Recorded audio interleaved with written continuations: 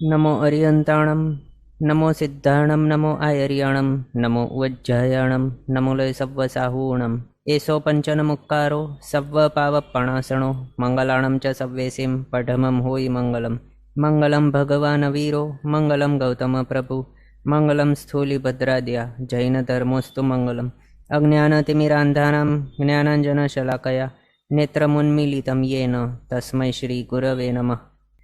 આપણો વિષય ચાલી રહ્યો છે શ્રી બૃહદ સંગ્રહણી ગ્રંથ 12મી સદીના મહાચાર્ય શ્રી ચંદ્રસુરી સ્વામી મહારાજા સાહેબ દ્વારા વિરચિત આ શ્રી બૃહદ સંગ્રહણી ગ્રંથની અંદર આપણે 4 ગતિની અંદર ભમી રહેલા એવા જીવોને વિશે અલગ અલગ દ્વારોની વિચારણા કર્યા બાદ લાસ્ટ ગાથાઓ જે છે આપણી બૃહદ સંગ્રહણી ગ્રંથની, જેની અંદર આપણે આગળ જોયું કે આ દ્વારોને વિશેની ગાથાઓ બતાવી છે અને આ ગાથા દંડક પ્રકરણની અંદર આવેલી હોવાથી આપણે દંડક પ્રકરણના હિસાબે 24 દંડકોની અંદર જે પ્રમાણે ગ્રંથકારશ્રીએ જીવોનું વર્ગીકરણ કરીને બતાવ્યું છે એ પ્રમાણે એ જીવોનું આ 24 દ્વારોની અંદર વિચારણા કરી અને એ કરતાં કરતાં આપણે ગતિ અને આ ગતિ દ્વાર ઉપર પહોંચ્યા, જેની અંદર આપણે 24 દંડકોની ગતિ અને આ ગતિ જોયા બાદ જીવ વિચારની અંદર બતાવેલા 563 ભેદ છે એના મુજબ જે જીવો છે એમની ગતિ અને આ ગતિની વિચારણા કરી રહ્યા હતા લાસ્ટ ક્લાસમાં, અને આપણે લગભગ અહીંયા સુધી પહોંચી ગયા હતા. મનુષ્ય ગતિના જીવભેદ ટોટલ 303 જીવ વિચારની અંદર બતાવેલા એવા 563 ભેદ છે. એનામાંથી મનુષ્યના 303 જીવભેદો એના વિશે આપણે ગતિ અને આ ગતિ જોઈ રહ્યા હતા લાસ્ટ ક્લાસની અંદર, અને આ થઈ ગયું છે આપણું. પર્યાપ્તા એવા દેવકુરુક્ષેત્રના યુગલિકોના વિશે આપણે જોયું મનુષ્યોનો ગતિ અને આ ગતિ. પર્યાપ્તા એવા અંતરદ્વીપના મનુષ્ય છે એમની પણ ગતિ આપણે જોઈ 102ના અંદર, અને આ ગતિ 25 જીવભેદમાંથી હોઈ શકે છે. અને અપર્યાપ્ત એવા સર્વયુગલિક મનુષ્યોમાં આપણે જોયું 86 જે છે જીવભેદો ટોટલ 303 માંથી 86 જીવભેદોના ગતિ કોઈ પણ ઠેકાણે નહીં થઈ શકે, કારણ કે યુગલિકો અપર્યાપ્ત અવસ્થાની અંદર મૃત્યુ નથી પામી શકતા. અને અહીંયા જીવ વિચારના 563 ભેદોની અંદર જે અપર્યાપ્ત એવા યુગલિક બતાવ્યા અથવા તો અપર્યાપ્ત દેવ અપર્યાપ્ત નારકી બતાવી, એ કેવા અપર્યાપ્તા છે? તો લબ્ધિ અપર્યાપ્તા નથી, પણ બધા છે કરણ અપર્યાપ્તા, કે જેમની માત્ર અપર્યાપ્ત અવસ્થા હમણાં ચાલુ છે, પણ આગળ જઈને તો તેઓ સ્વયોગ્ય બધી પર્યાપ્તિઓ પૂરી કરી લેવાના છે એ ભાવની અંદર. તો ત્યાં તેઓ મૃત્યુ પામતા નથી અપર્યાપ્ત અવસ્થાની અંદર, તો જશે ક્યાં? એમની ગતિ ક્યાં થશે? ક્યાંય નહીં થાય. એટલે અહીંયા ડેશ છે. અપર્યાપ્ત એવા બધા જ યુગલિકોની ગતિ ક્યાંય નહીં થાય.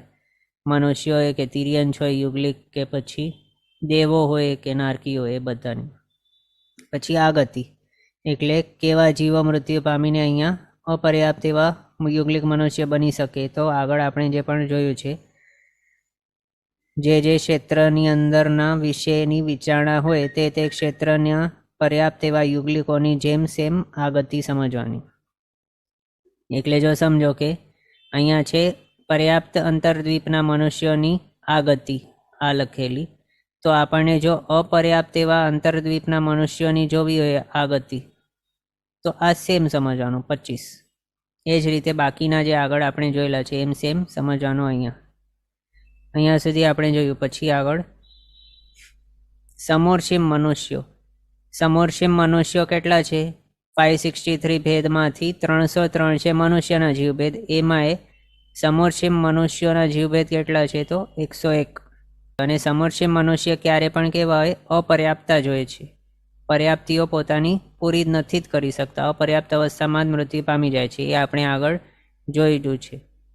તો એમની ગતિ ક્યાં થઈ શકે? એટલે સમોર્ષિમ મનુષ્યપણાના ભાવની અંદરથી મૃત્યુ પામીને તેઓ ક્યાં જઈ શકે? કેવા ભાવમાં જઈ શકે? તો 15 કર્મભૂમિના પર્યાપ્તા એવા ગર્ભજ મનુષ્ય બની શકે, અથવા તો 15 કર્મભૂમિના અપર્યાપ્ત એવા ગર્ભજ મનુષ્ય પણ બની શકે. ટોટલ 30 જીવભેદોની અંદર જઈ શકે આ.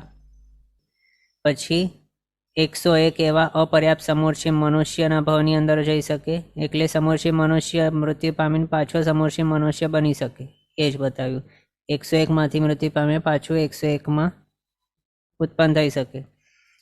પ્લસ તિર્યંશના 48 જીવભેદ છે, બધા એની અંદર તે જઈ શકે મૃત્યુ પામીને.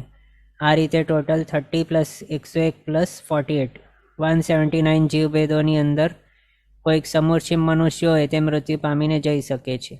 એ થઈ ગઈ એની ગતિ. હવે આ ગતિ એટલે કેવા ટાઈપના જીવો મૃત્યુ પામીને અહીંયા સમૂર્છિમ મનુષ્યની અંદર આવી શકે છે, સમૂર્છિમ મનુષ્યપણે ઉત્પન્ન થઈ શકે છે. તો ટોટલ 171 જીવભેદો બતાવ્યા, જેની અંદર 15 કર્મભૂમિ છે, તો એના પર્યાપ્તા અને અપર્યાપ્ત એવા ગર્ભજ મનુષ્ય 15 × 2 થઈ જાય 30. પછી 101 એવા અપર્યાપ્ત સમૂર્છિમ મનુષ્ય જે છે પોતે એવો જ કોઈક એવો હોય પ્રીવિયસ ભાવ એનું સમૂર્છિમ મનુષ્યપણાનું, ત્યાંથી મૃત્યુ પામીને પાછો સમૂર્છિમ મનુષ્યની અંદર આવી શકે એમ.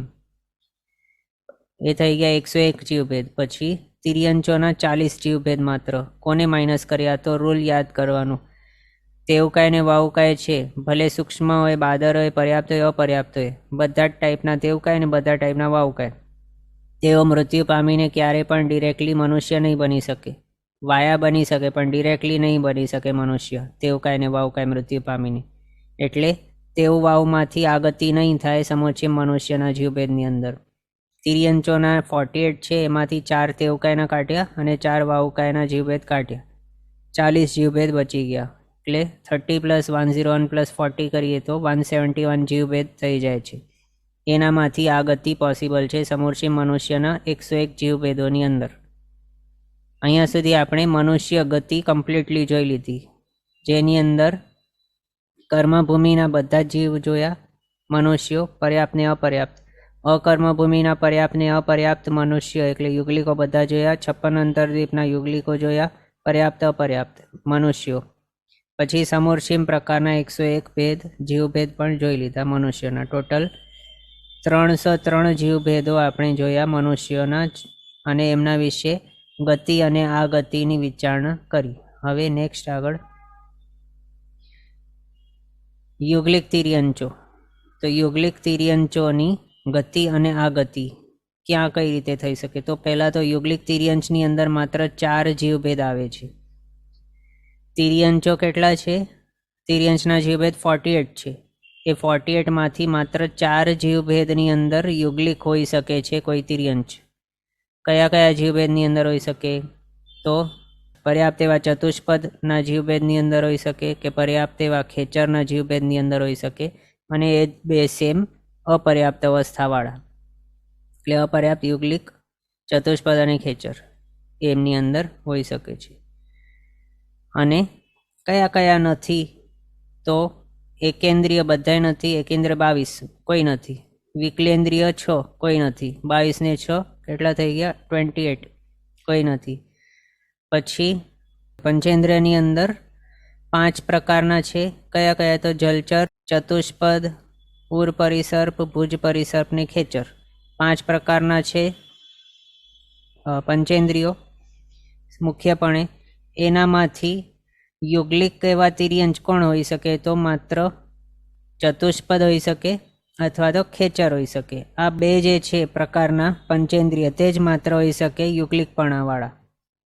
પણ કોઈ પણ જલચર છે તે યુગલિક નહીં હોય, કોઈ પણ ઉર પરિસર્પ છે તે પણ યુગલિક નહીં હોય, અને કોઈ પણ ભુજ પરિસર્પ હોય તે પણ યુગલિક નહીં હોય. એ યાદ રાખવાનું. આપણે આગળ પણ આ જોઈ લીધું છે. એના જ પ્રકારે એમના આયુષ્ય પણ હોય છે. યુગલિકોના આયુષ્ય અસંખ્યાતા વર્ષો પ્રમાણ બતાવ્યા છે, અને બાકીના જે છે આ જલચર વગેરે એમના આયુષ્ય નાના નાના હોય છે, અસંખ્ય વર્ષો જેટલા નથી હોતા, ઓછા હોય છે. એટલે એ પણ કેવા છે? યુગલિકો નહીં હોઈ શકે. પણ જે મોટા આયુષ્ય જેમના પોસિબલ છે એવા ખેચરો અને ચતુષ્પદો, એ 2 જણ છે તિર્યંચો, એ જ માત્ર હોઈ શકે છે યુગલિકપણાવાળા. બસ એ આપણે જોયું. હવે એની અંદર સમૂર્છિમ એવા ચતુષ્પદ હોય એ યુગલિક નહીં હોય, સમૂર્છિમ ખેચર હોય એ પણ યુગલિક નહીં હોય. આપણે પંચેન્દ્રિયના 5 પ્રકાર મુખ્યપણે જોયા. એની અંદર હજી 2 બાયફર્કેશન આપણે જોયા હતા ને. કેવા 2? તો સમૂર્છિમ અથવા તો સંજ્ઞી અને અસંજ્ઞી. તો સંજ્ઞી જે હોય છે તે જ માત્ર આ હોઈ શકે છે યુગલિક. પણ અસંજ્ઞી એવા ચતુષ્પદો હોય અથવા તો આ સમૂર્છિમ ચતુષ્પદો, સમૂર્છિમ કહો કે અસંજ્ઞી કહો, બંને એક જેવું, તો એ યુગલિક નહીં હોઈ શકે.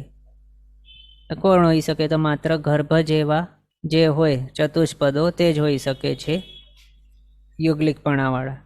અને ખેચરો પણ ગર્ભ જેવા જે હોય તે હોઈ શકે છે યુગલિકપણાવાળા. બસ.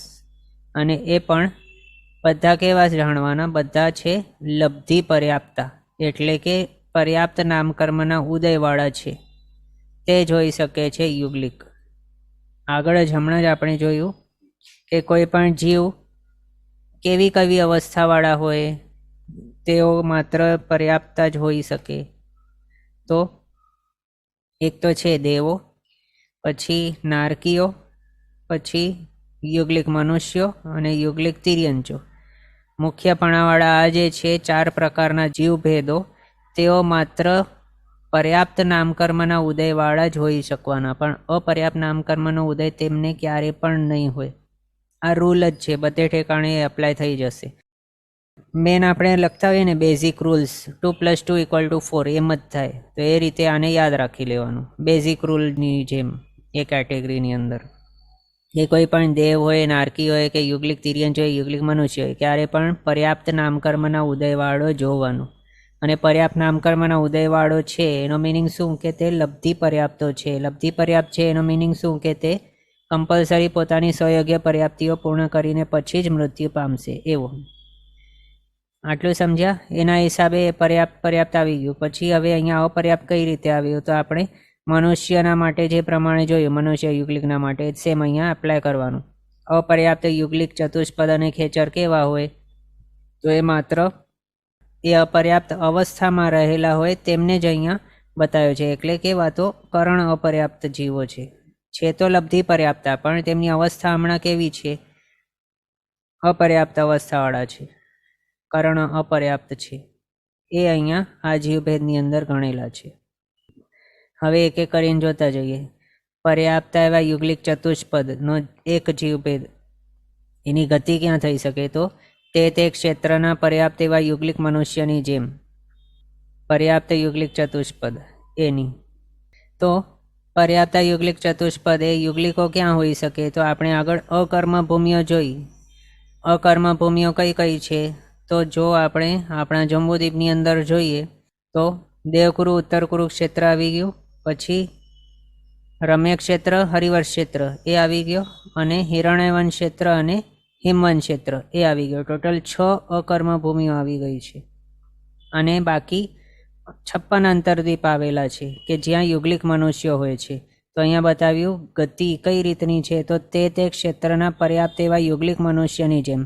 એટલે કોઈક પર્યાપ્ત એવો યુગલિક ચતુષ્પદ છે કે જે દેવકુરુ ક્ષેત્રની અંદર ઉત્પન્ન થયેલો છે. તો એની ગતિ કઈ રીતની જાણવાની? તો તે ક્ષેત્રના પર્યાપ્ત એવા યુગલિક મનુષ્યની જેવી રીતે સમજવાની એની ગતિ. એટલે હા, પર્યાપ્ત એવો યુગલિક ચતુષ્પદ, એની ગતિ ક્યાં ક્યાં થઈ શકે? જો તે એક્ઝામ્પલ માટે આ દેવગુરુ ક્ષેત્રની અંદર ઉત્પન્ન થયેલું હોય તો 128 જીવભેદોની અંદર ગતિ થઈ શકશે એની. અને એની આ ગતિ ક્યાંથી થઈ શકશે? તો 20 જીવભેદોની અંદરથી થઈ શકશે, જો તે દેવગુરુ ક્ષેત્રની અંદર તિર્યંચ પંચેન્દ્રિય ચતુષ્પદ યુગલિક હોય તો. એમ અહીંયા આપણે જોઈ શકીએ ગતિ. અને આ ગતિ તે ક્ષેત્રના મનુષ્યની જેમ. મનુષ્ય એટલે મનુષ્ય યુગલિકની જેમ. એમ ચતુષ્પદને માટે એમ બતાવ્યું, પણ ખેચર છે એના માટે અલગ બતાવ્યું છે. ગતિ ઓછી છે અને આ ગતિ અલગ અહીંયા બતાવી છે. તો પર્યાપ્ત એવા યુગલિક કોઈ ખેચર હોય એની ગતિ કયા કયા જીવભેદની અંદર થઈ શકે? તો 102 જીવભેદની અંદર થઈ શકે. કયા? તો પર્યાપ્ત અને અપર્યાપ્ત એવા દેવોના જીવભેદો. કયા કયા? તો ભવનપતિ 10 છે, એના પર્યાપ્ત અપર્યાપ્ત ટોટલ 20. કર્માધામી 15ના પર્યાપ્ત અપર્યાપ્ત 15 × 2 30. વ્યંતર વાણવ્યંતર 8 છે, એના પર્યાપ્ત અપર્યાપ્ત 32. તિર્યંગ જૃંભક 10 છે, એના પર્યાપ્ત અપર્યાપ્ત ટોટલ 20. આ રીતે ટોટલ 102 જીવભેદોની અંદર યુગલિક ખેચરોની ગતિ થઈ શકે. હવે એ શા માટે? બીજા દેવલોક સુધી કેમ નહીં જાય, જ્યોતિષની અંદર શા માટે નહીં જાય? તો એનો આયુષ્યના હિસાબે. આમનું કેવું છે, આમનું આયુષ્ય 56 અંતરદ્વીપના યુગલિક મનુષ્ય જેટલું હોય છે, યુગલિક ખેચરોનું આયુષ્ય એમ.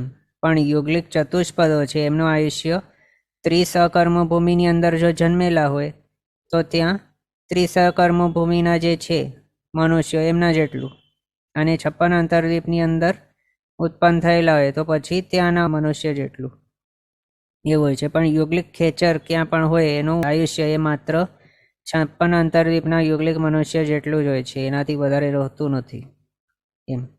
અને એમનું આયુષ્ય બહુ નાનું હોય છે, અસંખ્યાત વર્ષ તો છે જ, પણ ત્યાં જ્યોતિષ વગેરેની અંદર ઉત્પન્ન થઈ શકે એટલું મોટું હોતું નથી. એટલે એના હિસાબે આ પર્યાપ્ત યુગલિક ખેચરો જે છે એની ગતિ અહીંયા સુધી થઈ શકે છે, માત્ર વ્યંતર અને ભવનપતિની અંદર સુધી બસ. પણ જ્યોતિષકો અને વૈમાનિકની અંદર નહીં થાય એમની ગતિ. અને કયા જીવો મૃત્યુ પામીને પર્યાપ્ત એવા યુગલિક ખેચર તરીકે ઉત્પન્ન થઈ શકે નેક્સ્ટ પમાં? તો 25 જીવભેદવાળા 15 કર્મભૂમિના પર્યાપ્ત એવા ગર્ભજ મનુષ્ય તે મૃત્યુ પામીને યુગલિક ખેચર બની શકે, અથવા તો 5 પર્યાપ્ત એવા ગર્ભજ તિર્યંજ પંચેન્દ્રિયો અને 5 પર્યાપ્ત એવા સમૂર્છિમ તિર્યંજ પંચેન્દ્રિયો તેઓ મૃત્યુ પામીને નેક્સ્ટ પવમાં પર્યાપ્ત એવા યુગલિક ખેચર તરીકે ઉત્પન્ન થઈ શકે છે. ટોટલ 25 જીવભેદમાંથી આ ગતિ પોસિબલ છે પર્યાપ્ત એવા યુગલિક ખેચરની અંદર. આ રીતે આપણે જોયું. પછી અપર્યાપ્ત એવા યુગલિક ચતુષ્પદ અને ખેચર એમની ગતિ કોઈ પણ સ્થાને કોઈ પણ જીવભેદની અંદર નહીં થાય, કારણ એમના અપર્યાપ્તપણું માત્ર અવસ્થા છે એમની, અને એ અપર્યાપ્ત અવસ્થાની અંદર મૃત્યુ પામતા જ નથી. કેવા છે? પોતે લબ્ધિ પર્યાપ્તા છે, એટલે તે અપર્યાપ્ત અવસ્થાની અંદર મૃત્યુ જ નથી પામવાના, તો ગતિ પણ નહીં થાય એમની. આ ગતિ એટલે કે ક્યાંથી તેઓ આવી શકશે આ ભવની અંદર? તો કરણ અપર્યાપ્તની અપેક્ષાએ આ બતાવ્યું છે, એ અહીંયા બતાવ્યું. અને તે ક્ષેત્રના પર્યાપ્ત યુગલિકની જેમ. એટલે જો આપણે અપર્યાપ્ત એવા ચતુષ્પદ યુગલિકની વિચારણા કરતા હોઈએ આ ગતિના માટે, તો અહીંયા જે આ ગતિ આપણે જોઈ આની એની જ જેવું સેમ ટુ સેમ સમજવાનું અપર્યાપ્ત એવા યુગલિક ચતુષ્પદના માટે. અને અપર્યાપ્ત એવા યુગલિક ખેચરના માટે આ ગતિ જોતા હોઈએ તો પર્યાપ્ત યુગલિક ખેચરની આ ગતિ કઈ રીતની જોઈ છે એ માંથી સેમ અહીંયા અપર્યાપ્ત યુગલિક ખેચરના માટે આ ગતિ સમજવાનું. કારણ અપર્યાપ્ત કેવી છે? માત્ર કારણ અપર્યાપ્ત અવસ્થાની અપેક્ષાએ છે, એના હિસાબે સેમ છે આ, આના માટે આ અને આના માટે આ એમ. પછી આ પણ આપણે જોયું યુગલિક ચતુષ્પદો હોય એમનું આયુષ્ય કેટલું હોય? તો 30 અકર્મભૂમિ અને 56 અંતરદ્વીપના યુગલિક મનુષ્ય જે હોય તે ક્ષેત્રના જેટલું એમનું હોય ચતુષ્પદોનું આયુષ્ય. ચતુષ્પદ જે છે એમનું ઉત્કૃષ્ટ આયુષ્ય આપણે કેટલું જોયું છે? તો 3 પલ્યોપમનું બતાવ્યું છે, અને 3 પલ્યોપમનું જ છે ઉત્કૃષ્ટ આયુષ્ય મનુષ્યનું. તો એ જે યુગલિકો હોય છે એમના અપેક્ષાએ બતાવ્યા છે. દેવકુરુ અને ઉત્તર કુરુ ક્ષેત્રના મનુષ્ય યુગલિક હોય છે એમનું કેટલું છે ઉત્કૃષ્ટ આયુષ્ય? તો 3 પલ્યોપમ. તો ત્યાં તે ક્ષેત્રની અંદર જે આ હોય યુગલિક ચતુષ્પદો એમનું આયુષ્ય પણ ઉત્કૃષ્ટ કેટલું હોય ત્યાં દેવગુરુ ઉત્તર કુરુની અંદર? તો 3 પલ્યોપમ. પછી હરિવર્ષ અને રમ્ય ક્ષેત્ર એની અંદર 2 પલ્યોપમના ઉત્કૃષ્ટ આયુષ્ય જાણવાના મનુષ્ય અને ચતુષ્પદ યુગલિકોના. પછી હિરણ્યવંત અને હિમવંત ક્ષેત્ર એની અંદર 1 પલ્યોપમના ઉત્કૃષ્ટ આયુષ્ય જાણવાના મનુષ્ય અને ચતુષ્પદ જે હોય યુગલિકો એમના. બાકી અંતરદ્વીપના 56 અંતરદ્વીપ છે એની અંદર એનું અસંખ્યાત વર્ષના આયુષ્ય સમજવાનું. આ રીતે યુગલિકો જે છે તિર્યંચો એમના માટે આપણે ગતિ અને આગતિ જોયું, અને એના 563માંથી 4 જીવભેદોની અંદર એમનો સમાવેશ થઈ જાય છે. અને એ 4 જે જીવભેદ છે એની અંદર આપણે આ બતાવ્યું છે જેમને, એ 4 જીવભેદની અંદર યુગલિક પ્લસ નોન યુગલિક બંને તિર્યંચ આવે છે. આપણે 563 જો ગણતા હોઈએ એની અંદર ત્યાં જીવ વિચારની અંદર કેવું કરેલ છે કે અકર્મભૂમિની અંદરના જે ગર્ભજા છે, યુગલિકો મનુષ્યો, એમના માટે અલગ જીવભેદ બતાવ્યા. 56 અંતરદીપના પર્યાપ્ત જે મનુષ્ય છે એના અલગ જીવભેદ બતાવ્યા. પણ તિર્યંચોને માટે આ રીતે અલગ અલગ નથી બતાવ્યા. એમના માટે માત્ર મુખ્યપણાના 5 જલચર, પછી ચતુષ્પદ, ઉર પરિસર, ભુજ પરિસર ને ખેચર, એ મુખ્યપણા 5, એ સમોર્છિમ અને ગર્ભજ, એ પણ પર્યાપ્ત અને અપર્યાપ્ત, આ રીતે કરીને માત્ર બતાવ્યું છે. 20 જીવભેદ માત્ર બતાવ્યા છે. પણ આ રીતે અલગ અલગ ક્ષેત્રના હિસાબે આ કર્મભૂમિવાળા અથવા તો આ 56 અંતરદીપવાળા વગેરે આ રીતે કરીને અલગ આટલા બધા ભેદો નથી બતાવ્યા. એટલે અહીંયા આપણે જ્યારે 4 જીવભેદ જોયા છે અલગથી, તો એ 4 જીવભેદની અંદર રહેલા એવા યુગલિકો પણ છે અને નોન યુગલિકો પણ છે. પણ આ 4 જીવભેદની અંદર જે યુગલિકો છે માત્ર એમનું જ અહીંયા આપણે અલગથી જોયું છે, ગતિ અને આ ગતિ, એ યાદ રાખવાનું. ઓકે, અહીંયા સુધી આપણે જોયું. હવે કેટલાક રૂલ્સ છે તે અહીંયા આપણે જોઈ લઈએ, એના સાથે આપણું રિવિઝન પણ થઈ શકે ગતિ અને આ ગતિના વિશેનું. અપર્યાપ્તા એવા બધા જ જીવો, પર્યાપ્ત એકેન્દ્રિય, વિકલેન્દ્રિય અને સમૂર્છિમ મનુષ્યો, તેઓ યુગલિક, દેવ અને નારકીમાં નહીં જાય. યુગલિકમાં કોણ નહીં જાય, પછી દેવમાં કોઈ નહીં જાય અને નારકીમાં કોણ નહીં જાય, તો આવા જીવો. અપર્યાપ્ત એવા બધા જ જીવો, અપર્યાપ્ત એવા બધા એટલે લબ્ધિ અપર્યાપ્ત બધા જ જીવો. તે પછી પર્યાપ્તા જીવો, એ પણ કેવા, તો પર્યાપ્તા એકેન્દ્રિય, પર્યાપ્તા એવા બેન્દ્રિય, તેન્દ્રિય, ચૌરેન્દ્રિય અને સમૂર્છિમ મનુષ્ય. સમૂર્છિમ મનુષ્ય તો ક્યારે પણ અપર્યાપ્ત હોય છે. એ અપર્યાપ્ત એવા સમૂર્છિમ મનુષ્ય અથવા તો સમૂર્છિમ મનુષ્ય, તો એ ક્યારે પણ મૃત્યુ પામીને યુગલિકપણે નેક્સ્ટ ભાવની અંદર નહીં ઉત્પન્ન થાય અને દેવ અને નારકીમાં પણ તેઓ નહીં જાય. નહીં જાય એટલે તેમનું નેક્સ્ટ ભાવ યુગલિકપણાનું નહીં હોય, દેવપણાનું નહીં હોય, નારકીપણાનું પણ નહીં હોય. આ કેવું છે, બેઝિક રૂલ છે, બધાને માટે આ એપ્લાય થઈ જાય એવા જ છે. એટલે આપ ભલે કોઈ પણ ગ્રંથ ભણતા હોય, કર્મગ્રંથ વગેરે પણ આપણે ભણ્યા હશે, તો એની અંદર પણ આ રૂલ એપ્લાય થઈ જ જાય છે. બધા ઠેકાણે આ રૂલ એપ્લાય થશે. પછી તેવું આવું કાંઈ મનુષ્યમાં પણ નહીં જાય. એટલે તેવું આવું તો અહીંયા બતાવ્યા, એકેન્દ્રિયની અંદર તેવું આવું આવી ગયા. તેવું આવું યુગલિક નહીં બને, દેવને નારકીમાં નહીં જાય તેવું કાંઈ વાવ કાંઈ, પણ એડિશનલી તેઓ મનુષ્ય પણ નહીં બને નેક્સ્ટ ભાવમાં. એટલે તેવું વાવને માટે જોઈએ તો તેવું કાંઈ વાવ કાંઈ છે તે મૃત્યુ પામીને યુગલિક નહીં બને નેક્સ્ટ ભાવમાં, દેવ નહીં બને, નારકી નહીં બને, મનુષ્ય પણ નહીં બને એમ. એટલે આમના માટે લિમિટેડ કેટલી છે માત્ર જગ્યા, 3 ગતિ જ આખડી નીકળી ગઈ. દેવગતિ નીકળી ગઈ, નરક ગતિ નીકળી ગઈ, મનુષ્ય ગતિ પણ નીકળી ગઈ છે. માત્ર તિર્યંજ ગતિ બાકી રહેલી છે આ તેવ વાવને માટે. એમાં તિર્યંજ ગતિમાંથી યુગલિકપણોના ભાવ નીકળી ગયા તેવું વાવ કાયના ગતિને માટે. પછી આગળ નેક્સ્ટ પર્યાપ્ત એવા સમોર્છિમ તિર્યંજ પંચેન્દ્રિય, તેઓ અંતરદ્વીપના યુગલિકપણે ઉત્પન્ન થઈ શકે. પછી ભવનપતિના દેવ તરીકે ઉત્પન્ન થઈ શકે, વ્યંતર દેવ તરીકે ઉત્પન્ન થઈ શકે અને પહેલી નરક એના 4થી પ્રતર સુધી ઉત્પન્ન થઈ શકે. પહેલી નરકની 4થી પ્રતર સુધી, 4થી નરક નહીં સમજવાની, પણ પહેલી નરક છે એની 4થી પ્રતર સુધી ઉત્પન્ન થઈ શકે છે એવું. આ રીતે પર્યાપ્તા સમૂર્છિમ તિર્યંજ પંચેન્દ્રિયના માટે સમજવાનું. એટલે અહીંયા આ જે લખ્યું છે એના ઉપરથી એ નહીં સમજવાનું કે તે અહીંયા જ જાય, અહીંયા પણ જઈ શકે છે તે છે. તેઓ તો એકેન્દ્રિયમાં જઈ શકે, વિકલેન્દ્રિયમાં પણ જઈ જ શકે છે. પર્યાપ્ત સમૂર્છિમ તિર્યંજ પંચેન્દ્રિય એકેન્દ્રિય વિકલેન્દ્રિયમાં પણ જઈ શકે છે. પણ આપણને આમ થઈ શકે કે તે શું દેવ બનતા હશે કે યુગલિક બની શકે કે પછી નરકમાં જઈ શકે, તો હા જઈ શકે છે. તે અહીંયા એક્સેપ્શનલ આપણને રૂલ તરીકે યાદ રાખવાનું. નોર્મલી સમૂર્છિમ એવા મનુષ્ય કે તિર્યંજ હોય તે આપણને એમ લાગે કે તે તો આવા દેવ કે નરક કે યુગલિક ભાવની અંદર નહીં જતા હોય, પણ અહીંયા અનએક્સપેક્ટેડલી આ આપણને લાગી શકે. એટલે આ અહીંયા આપણે અલગથી લખ્યું છે. પર્યાપ્ત એવા સમૂર્છિમ તિર્યંજ પંચેન્દ્રિયો, તેઓ આવા ભાવોની અંદર પણ જઈ શકે છે એમ. અને અંતરદ્વીપના યુગલિક લખ્યા માત્ર એના ઉપરથી એ સમજવાનું કે માત્ર અંતરદ્વીપની અંદર જ યુગલિક તરીકે થઈ શકે, પણ બાકીના જે છે ત્રિસકર્મ ભૂમિઓ એની અંદરના યુગલિક તરીકે આ ઉત્પન્ન નહીં થઈ શકે. પછી ભવનપતિ દેવની અંદર જ અને આભ્યંતરની અંદર જ જઈ શકે, પણ જ્યોતિષ્ક અને વૈમાનિક દેવ તરીકે આ ઉત્પન્ન નહીં થઈ શકે. સમોચિમ તિર્યંચ પંચેન્દ્રિયો પર્યાપ્તા નેક્સ્ટ ભાવમાં.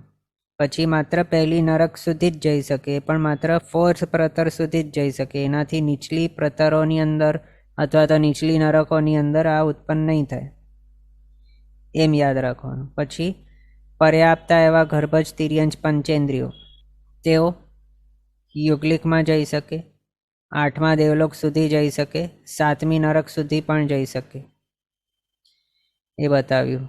એની સાથે મનુષ્ય પણ બની શકે, પછી તિર્યંચમાં જઈ શકે, એ બધું આપણે યાદ રાખવાનું. અહીંયા દેવ અને નારકીના વિશેની વિચારણા છે.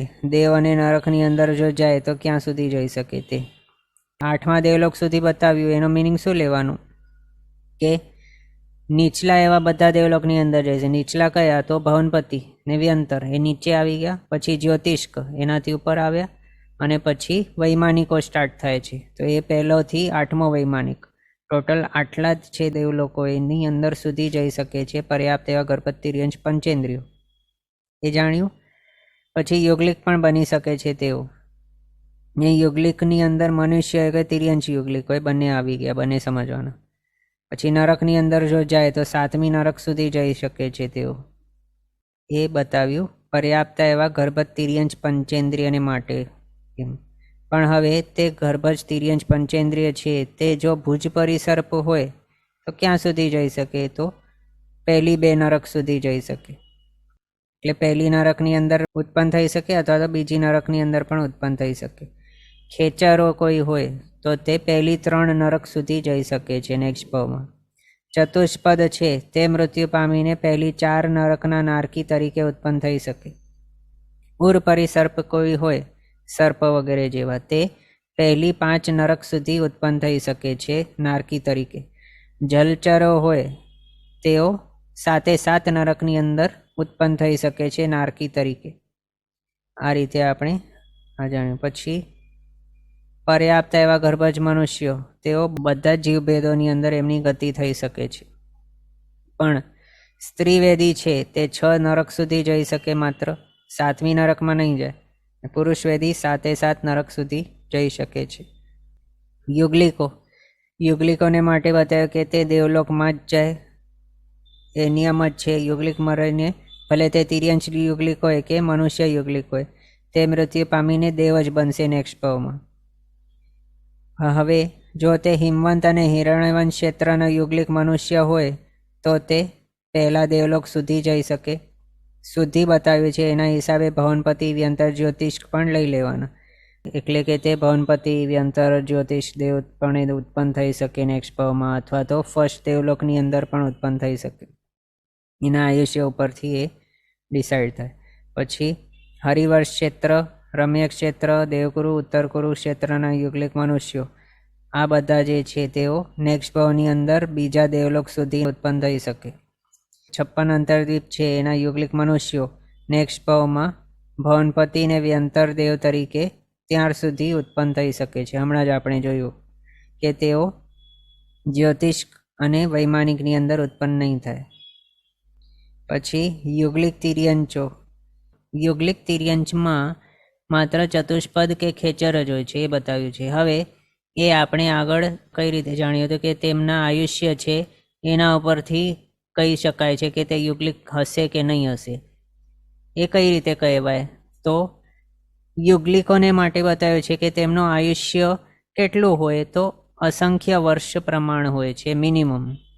એનાથી ઓછું એટલે કે 1 કરોડ પૂર્વ વર્ષ જો હોય એમનું આયુષ્ય તો તે યુગલિક નહીં કહેવાય, એ નોન યુગલિક કહેવાય. પછી ને આપણને આ જોવું હોય કે તે શા માટે માત્ર ચતુષ્પદ કે ખેચર જ હોઈ શકે, તો એના માટે આપણે આગળ સ્થિતિ જે જોઈ હતી એટલે આયુષ્ય જોયા હતા તિર્યંચોના, તે એક વખત જોઈ લઈએ. અહીંયા જુઓ, તિર્યંચ પંચેન્દ્રિય છે તેમના આયુષ્ય કેટલા હોય છે?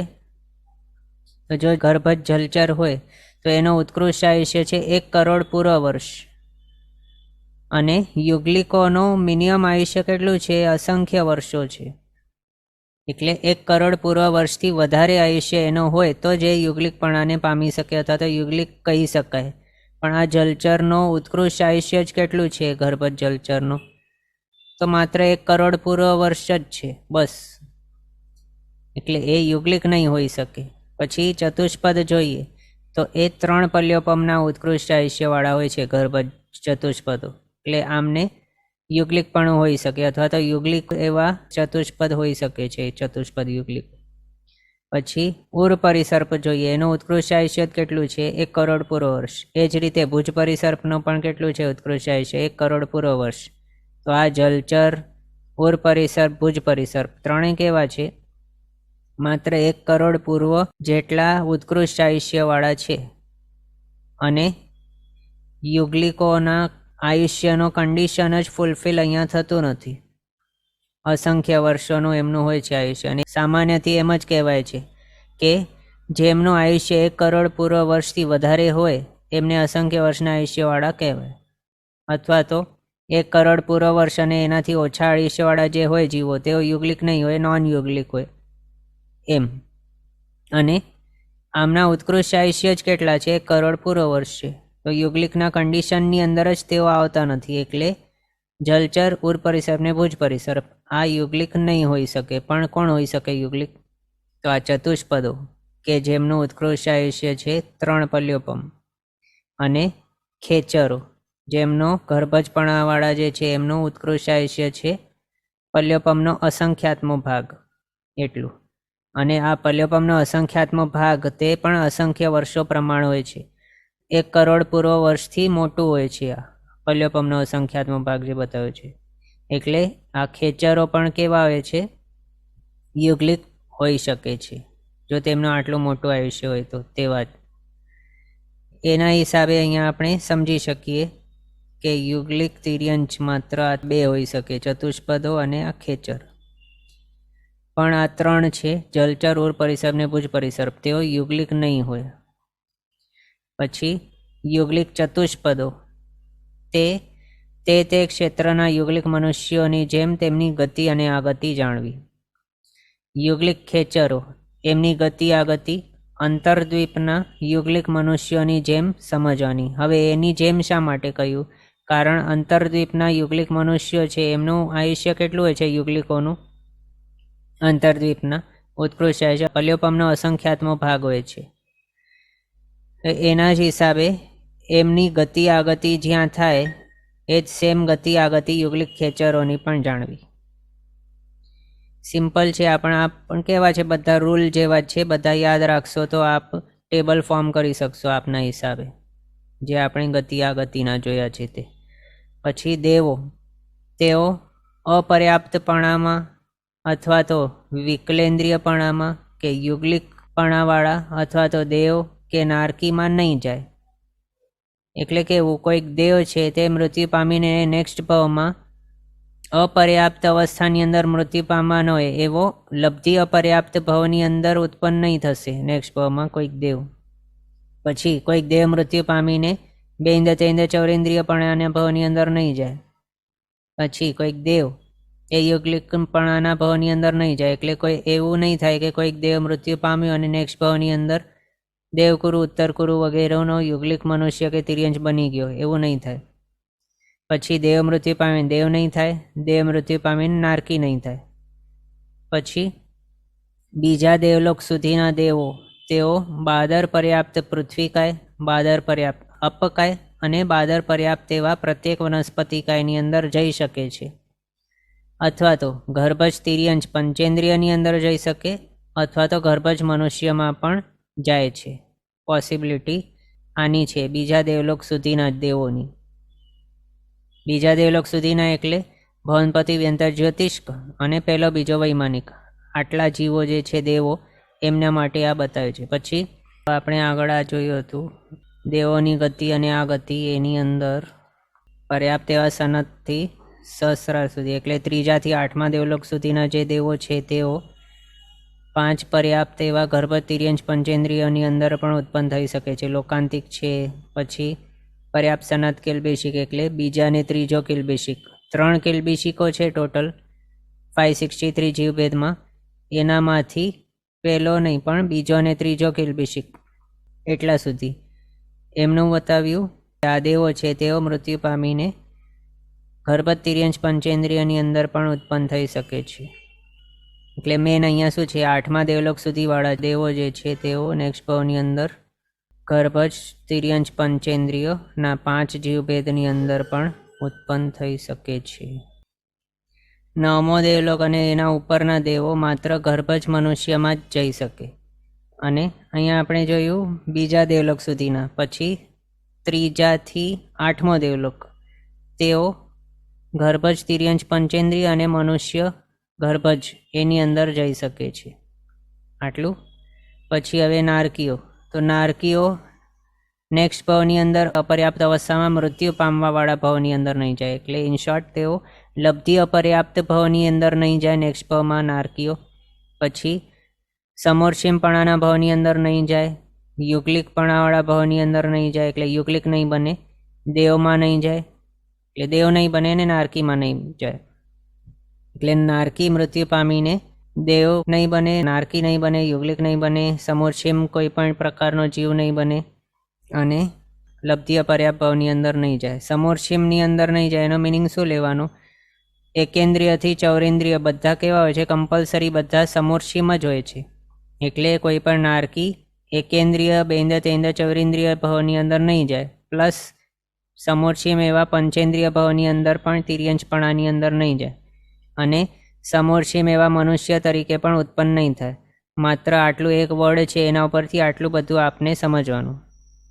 પછી પહેલોથી 6ઠ્ઠો નરક, એના અંદર ઉત્પન્ન થયેલો એવો કોઈ નારકી છે તે નેક્સ્ટ ભાવની અંદર ગર્ભસ્થ તિર્યંશ પંચેન્દ્રિય અથવા તો ગર્ભજ મનુષ્યમાં જાય છે. એના સિવાય બીજા કોઈ પણ જીવભેદની અંદર એ નહીં જાય. 7મી નરકવાળો નારકી કોઈ હોય તે ગર્ભજ તિર્યંશ પંચેન્દ્રિયની અંદર જ જાય છે. એ મનુષ્યમાં પણ નહીં જાય. એના માટે માત્ર એક જ જીવભેદ ખુલ્લો છે. આ રીતે સમજવાનું. કઈ નરકમાંથી આવેલો જીવ કોણ બની શકે? તો કોઈક જીવ પહેલી નરકમાંથી આવેલો હોય તો તે ચક્રવર્તી પણ બની શકે નેક્સ્ટ ભાવમાં. પહેલી બીજી નરકમાંથી કોઈ નારકી મૃત્યુ પામીને નેક્સ્ટ ભાવમાં વાસુદેવ કે બલદેવ પણ બની શકે. પછી પહેલી 3 નરકમાંથી મૃત્યુ પામીને કોઈક જીવ નેક્સ્ટ ભાવની અંદર તીર્થંકર પણ બની શકે છે. પહેલી 4 નરકમાંથી મૃત્યુ પામીને નેક્સ્ટ ભાવની અંદર કોઈક જીવ કેવલ જ્ઞાની બની શકે છે નેક્સ્ટ ભાવમાં. પહેલી 5 નરક છે એનામાંથી મૃત્યુ પામીને કોઈક જીવ નેક્સ્ટ ભાવમાં સાધુપણાની અવસ્થા પણ પામી શકે છે. પહેલી 6 નરકો છે એનામાંથી મૃત્યુ પામીને અથવા તો ચ્યવીને કોઈક જીવ નેક્સ્ટ ભાવમાં દેશવીરતીધર પણ બની શકે છે. અને 7 નરકો છે એનામાંથી મૃત્યુ પામીને કોઈક જીવ નેક્સ્ટ ભાવમાં સમ્યક દૃષ્ટિપણું પામી શકે છે. એટલે ઉલટો જો જોઈએ તો 7મામાંથી તો મનુષ્ય બની જ નહીં શકે. તો 7મી નરકમાંથી મૃત્યુ પામીને કોઈક જીવ સમજો કે ગર્ભસ્થ તિર્યંશ પંચેન્દ્ર બન્યો છે, તો હવે એ ભાવની અંદર તે તિર્યંશપણાના ભાવની અંદર એને માત્ર સમ્યક્ત્વ પ્રાપ્ત થઈ શકશે, પણ તે દેશવીરતીપણું ત્યાં પામી નહીં શકે. એ તિર્યંશપણાના ભાવમાં તિર્યંશોને માટે દેશવીરતીની પોસિબિલિટી બતાવી છે, પણ આ તિર્યંશ કેવો છે સ્પેસિફિક, તે 7મી નરકમાંથી આવેલું છે. એટલે એના માટે માત્ર એક્સેપ્શન છે કે તે એ પર્ટિક્યુલર ભાવની અંદર દેશવીરતી પામી નહીં શકશે એમ. પછી કોઈક જીવ છે તે 7મી અથવા તો 6ઠ્ઠી નરક એનામાંથી આવ્યો છે, તો તે નેક્સ્ટ ભાવની અંદર સાધુપણું નહીં પામી શકે.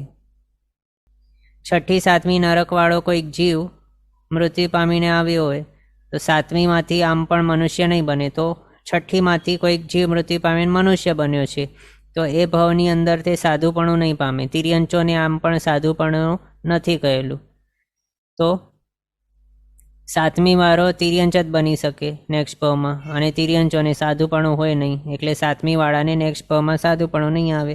પણ 6ઠ્ઠી વાળો છે નારકી, તે નેક્સ્ટ ભાવની અંદર મનુષ્ય બની શકે છે, અને એ મનુષ્ય ભાવ છે એની અંદર એને માત્ર દેશવીરતીપણું મળી શકશે, પણ તે એ ભાવની અંદર મનુષ્યપણાના ભાવની અંદર તે સાધુ નહીં બની શકશે. આગળના કોઈ ભાવની અંદર બની શકે, પણ અહીંયા છે ક્વેશ્ચન છે, તીર્થંકર નામકર્મ નારકીમાં જવા પહેલા બાંધ્યું હશે? તો હા, નરકની અંદર નવો કોઈ તીર્થંકર નામકર્મ બંધાય નહીં, પણ એનો બંધ ક્યારે થયો હોય? નિકાચના મેન તો એની નિકાચના મનુષ્યપણાના ભાવની અંદર જ થયેલી છે, અને થર્ડ લાસ્ટ ભાવ એમનું એ ગણાય છે. નિકાચિત જ્યારે થઈ જાય તીર્થંકર નામકર્મ, તે એ ભાવને એમનો થર્ડ લાસ્ટ ભાવ ગણાય. તો એ ભાવની અંદર સમજો કે એક્ઝામ્પલ માટે આપણા શ્રેણિક મહારાજા છે. શ્રેણિક મહારાજાએ શું કર્યું હતું? પહેલાં મિથ્યાત્વી અવસ્થા હતી જ્યારે એમની, ત્યારે તેઓએ હરણીનો શિકાર કરેલો હતો, અને એ હરણી કેવી હતી? ગર્ભિણી હતી. અને તે પછી અનુમોદવા લાગ્યા કે અરે વાહ, શું મારો શિકાર ને આ બધું, એક તીરથી બે નિશાન, અથવા તો બે જીવોને મારે વગેરે તેઓ અનુમોદના કરી રહ્યા હતા. એના હિસાબે એ મિથ્યાત્વી અવસ્થાની અંદર એમની નારકીનો ભાવ અથવા તો નરકનો આયુષ્ય બંધાઈ ગયો. ફર્સ્ટ નરકની અંદર જવાનું આયુષ્ય તેમનું બંધાઈ ગયું. હવે આગળ જઈને તેઓએ સમ્યક્ત્વ પ્રાપ્ત કર્યું, અને આગળ શાયિક સમકીતિ વગેરે બન્યા, અને તીર્થંકર નામકર્મ પણ તેઓએ નિકાચિત કરી લીધું. પણ હવે તેમનું પ્રિવિયસલી જે નરકમાં જવાનું આયુષ્ય બંધાઈ ગયું હતું, એના હિસાબે તેમને ફર્સ્ટ નરકની અંદર જવું પડ્યું. એ થઈ ગયું. હવે તે ફર્સ્ટ નરકની અંદર તો ચાલ્યા ગયા, પણ હવે ત્યાંથી તેમનું આ નરકનું આયુષ્ય કમ્પ્લીટ થઈ જશે. એના બાદ તેઓ પાછા ક્યાં આવશે? તો મનુષ્ય બનશે. અને એ મનુષ્ય ભાવ એમનું કેવું હશે? તો છેલ્લું હશે, અને એ પણ તીર્થંકરપણાનું હશે. તો એનું મિનિંગ શું થયું? કે પહેલી નરકની અંદર રહેલા એવા કોઈક જીવનો મૃત્યુ થયો, અથવા તો આયુષ્ય પૂરું થયું, અને એ પહેલી નરકમાંથી મૃત્યુ પામીને તે આવ્યો મનુષ્યપણાના ભાવની અંદર, કે જ્યાં તીર્થંકર તેઓ બનશે એવું. એટલે એ થઈ ગયું પહેલી નરકનું એક્ઝામ્પલ. પછી 3 નરક એનું એક્ઝામ્પલ તો કૃષ્ણ મહારાજ છે, એમનું એક્ઝામ્પલ નહીં લઈ શકીએ. અહીંયા કેવું છે, કૃષ્ણ મહારાજાનો આત્મા છે તે કૃષ્ણ મહારાજના ભાવની અંદરથી નરકની અંદર તો ગયેલા છે, એટલે હમણાં તેઓ નરકની અંદર છે, પણ ત્યારથી તેમનું નેક્સ્ટ ભાવ આવશે મનુષ્યપણાનું, અને એ મનુષ્યમાંથી તેઓ દેવ બનશે. પછી તે મનુષ્ય ભાવની અંદર એટલે તીર્થંકર બનશે આગળ એમ. એટલે અહીંયા આપણે કૃષ્ણ મહારાજાનો એક્ઝામ્પલ નહીં લઈ શકીએ કે તે ત્રીજી નરકમાંથી તીર્થંકર બનશે, એવું નથી થવાનું. કેમ? કે લગભગ આપણે આગળ જોયેલું છે. કૃષ્ણ મહારાજા જે છે તેઓ શાયિક સમકિત પામ્યા, અને પછી નરકની અંદર ગયેલા છે. ત્યાંથી ચવીને તેઓ મનુષ્ય ભાવની અંદર જવાના છે, કે જ્યાં તેમની પાસે મોક્ષના યોગ્ય કોઈ પણ સામગ્રી નથી મળવાની, એવા મનુષ્ય ભાવની અંદર જવાના છે. ત્યાંથી ચવીને તેઓ દેવ ભાવની અંદર જવાના છે, અને ત્યાંથી તેઓ તીર્થંકરપણાના ભાવની અંદર આવવાના છે. એટલે ત્રીજી નરકમાંથી મૃત્યુ પામીને કોઈક જીવ તીર્થંકર બની શકે, એની અંદર એક્ઝામ્પલ તરીકે આપણે કૃષ્ણ મહારાજાને નહીં લઈ શકીએ, એ યાદ રાખવાનું. એનું આપણે આ કેલ્ક્યુલેશન પણ જોયેલું હતું. આપણા આ બૃહદ સંગ્રહણી ક્લાસમાં નથી જોયેલું, પણ આ બીજા ક્લાસની અંદર આપણે જોયેલું હતું કે શા માટે કૃષ્ણ મહારાજાનો જીવ નરકમાંથી મૃત્યુ પામીને તરતના નેક્સ્ટ ભાવની અંદર તીર્થંકર નથી બનવાના. તે એક ક્વેશ્ચન છે એક આવેલું, તે જોઈ લઈએ. બધા ઉત્તમ ભવિ આત્માને માટે આ જ સમજવાનું. તો આ કોઈ પણ આત્મા હોય તેમના માટે મેક્સિમમ આ બતાવેલું છે. બીજું એ પણ કે જે અભવી હોય તે સમ્યક દૃષ્ટિ નહીં બની શકે, દેશવીરથી દર્પણ નહીં બની શકે, સાધુ પણ એટલે કે 6ઠ્ઠે 7મે ગુણસ્થાનકે પણ નહીં આવી શકે, કેવલ જ્ઞાની પણ નહીં બની શકે કોઈ અભવી જીવ, પછી તીર્થંકર પણ નહીં બની શકે, વાસુદેવ બલદેવ ચક્રવર્તી પણ કોઈ પણ અભવી જીવ હોય તે નહીં બની શકે. ભવી જીવો જ આ બધા અવસ્થાને પામી શકે છે. એટલે આપનો ક્વેશ્ચન બરાબર છે કે બધા ઉત્તમ ભવી આત્માને માટે આ સમજવાનું. તો હા, જે ભવી આત્માઓ છે એવા ઉત્તમ જે હોય તેઓ આવી અવસ્થાની પ્રાપ્ત કરી શકે છે. ચક્રવર્તી, વાસુદેવ, બલદેવ, તીર્થંકર, કેવલ જ્ઞાની, સાધુ, દેશવીરથી દર કે સમ્યક દૃષ્ટિ પણ એમ. હવે આજનો સમય અહીંયા આપણો થયો છે. આગળના પદાર્થ આપણે નેક્સ્ટ ક્લાસમાં કન્ટિન્યુ કરશું અવસરે. જીનાજ્ઞા વિરુદ્ધ કંઈ પણ બોલાય તો મિચ્છામી દુક્કડમ. સર્વમંગલ માંગલ્યમ સર્વકલ્યાણકારણમ પ્રધાનમ સર્વધર્માણમ જૈનમ જયતિ શાસનમ. પ્રણામ. બધા શાતામાં રહેજો, જીનાજ્ઞાપૂર્વકનું જીવન જીવજો, સર્વવીરતી તરફ આગળ વધજો અને મનુષ્ય ભાવ સફળ કરજો.